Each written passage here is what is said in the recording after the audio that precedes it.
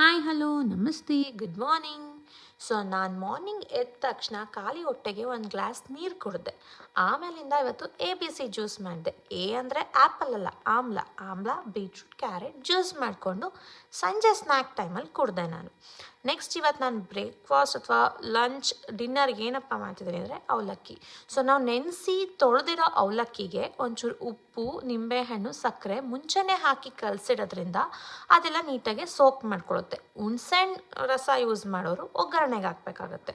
So ನಾವು ಒಗ್ಗರಣೆಗೆ ಎಣ್ಣೆ, ಸಾಸಿವೆ, ಕಡಲೆಬೇಳೆ, ಉದ್ದಿನಬೇಳೆ, ಕಡಲೆಕಾಯಿ ಬೀಜ, ಅರಿಶಿನ, ನೆಕ್ಸ್ಟ್ ಈರುಳ್ಳಿ, ಹಸಿಮೆಣಸಿನ್ಕಾಯಿ ಇಷ್ಟು ಹಾಕಿ ಚೆನ್ನಾಗಿ ಫ್ರೈ ಮಾಡಿಕೊಂಡು ಏನು ನಾವು ನೆನೆಸಿ ಇರೋ ಅವಲಕ್ಕಿ ಕಲಿಸ್ಕೊಂಡಿರ್ತೀವಲ್ಲ ಆ ಅವಲಕ್ಕಿನೂ ಹಾಕಿ ಚೆನ್ನಾಗಿ ಫ್ರೈ ಮಾಡಿ ಉಪ್ಪೂ ನಾವು ಅವಲಕ್ಕಿಗೆ ಹಾಕಿ ಕಲಿಸ್ಕೊಂಡ್ರೆ ಎಷ್ಟು ಬೇಕೋ ಅಷ್ಟು ಅದೆಲ್ಲ ನೀಟಾಗಿ ಸೋಕ್ ಮಾಡಿರುತ್ತೆ. 2 ಮಿನಿಟ್ಸ್ ಲಿಡ್ ಕ್ಲೋಸ್ ಮಾಡಿದ್ರೆ ತುಂಬ ಚೆನ್ನಾಗಿರುತ್ತೆ. ಟ್ರೈ ಮಾಡಿ ನೋಡಿ.